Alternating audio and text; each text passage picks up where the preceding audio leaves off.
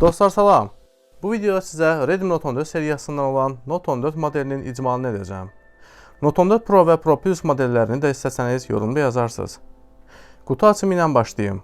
İçində qara rəng arxalıq, bu smartfonumuz və onların altında ağ rəng USB naqil və 33 wattlıq sürətli yığan adapter başlığı qutu içərisində gəlir. Adapter başlığının sürəti də hələ ki eyni gəlir. Keçək dizayna.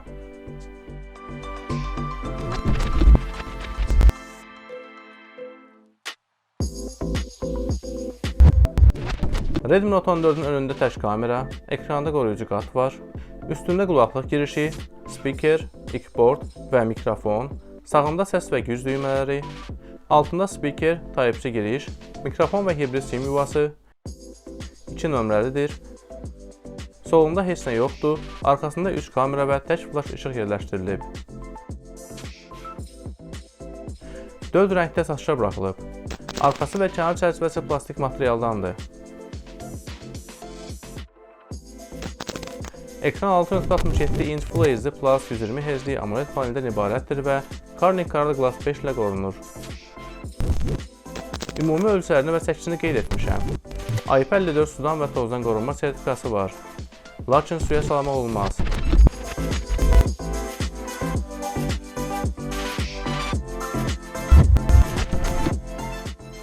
Bildiyiniz kimi artıq Xiaomi'lər HyperOS arayüzü ilə gəlir. MIUI ilə demək olar eynidir. İşləməyində isə ləngimələr hiss olunur. Redmi Note 14-ün sistemi Android 14, arayüzü HyperOS 1.0-dır. Chipset Mediatekə dəyişilib. Snapdragon olmamağı üzücüdür.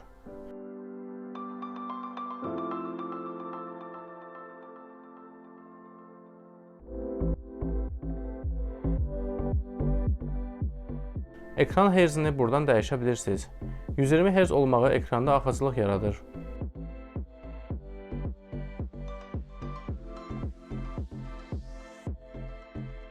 Cihaz qorunmasında üz və barmaq izi kilidi mövcuddur. Barmaq izi ekran altındadır. Tətbiqlər bölməsindən ikili tətbiqlər özəlliyini görürük. Əlavə tənzimləmələrdə jet qısa yollardan sizə uyğun olan özəlliyi aktiv edə və ya bəzi dəyişikliklər edə bilərsiniz. Yaddaş uzantısı sayəsində əlavə RAM dəstəyini artırmaq mümkündür. Bu modeldə ikinci sahə özəlliyi var. Ürək döyüntüsünü göstərməyi nə qədər dəqiqdir deyə bilmərəm. Bağlantı bölməsində NFC və görüntünü TV-yə hava ilə ötürmə özəlliyi var.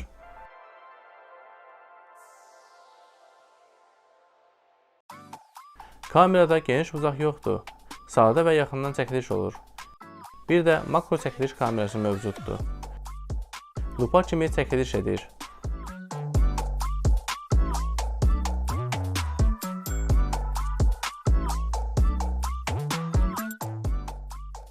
Video çəkilişində Full HD 60 FPS olmağı üstünlüydür. Ön kamera isə 30 FPS-dir. Keçək sensorlara. Akselerometr və işıq sensorları test edirəm. Hər şey qaydasındadır. Kompas da var. Yaxınlaşma sensoru isə virtualdır. Eyni Honor'lardakı kimi.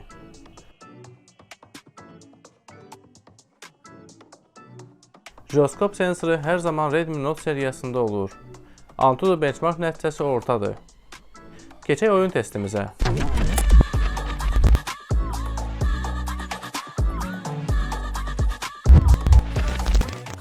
Batareya 92%'dir. 10 dəqiqəni qoşub PUBG oyununa daxil oluram. Oyun açılma sürəti ortadır.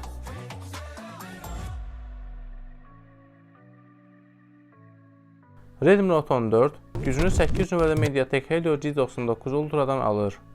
Yeni chipset deyil. Videoqrafik yaddaş Mali G57 MC2-dir. Orta keyfiyyətdə PUBG 45 FPS-i dəstəkləyir. RAM 6, 8 GB, daxili yaddaş 128 və 256 GB ilə istehsal olunur. Batareya həcmi 5500 mAh-dır. 33 Watt sürətli şarjı dəstəkləyir. Bundan öncə 5000 mAh-lıq batareya sahib olan Honor X8C modelinin videosunu paylaşmışdım. Oyun testində 2% batareya sərf etmişdi. İndi isə bunu izləyək.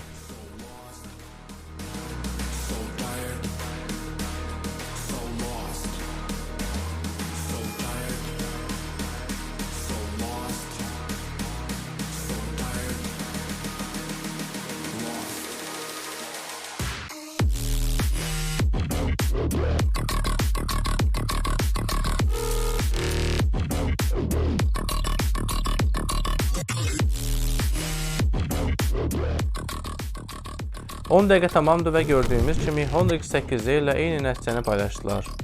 2% batareya sərf etdi.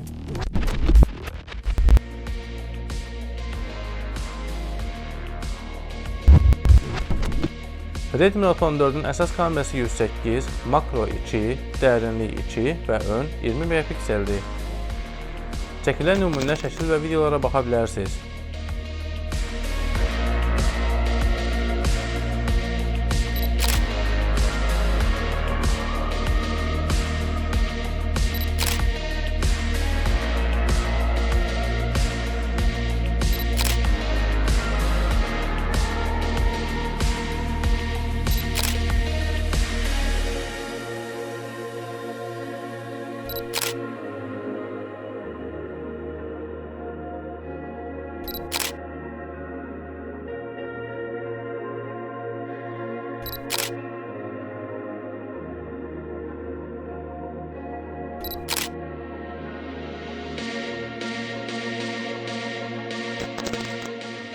Arxa kamera Full HD 60 fps, ön isə Full HD 30 fps video çəkilişi dəstəkləyir.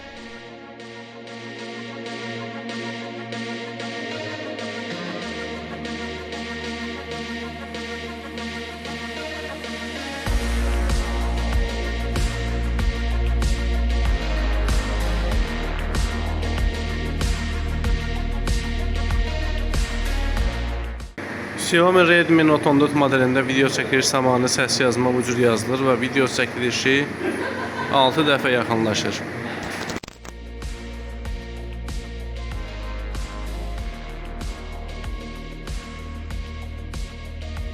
Redmi Note 14 haqqında bu qədər. Qiymətini tarixə görə qeyd etmişəm. Növbəti videolarda görüşənədək. Hələlik.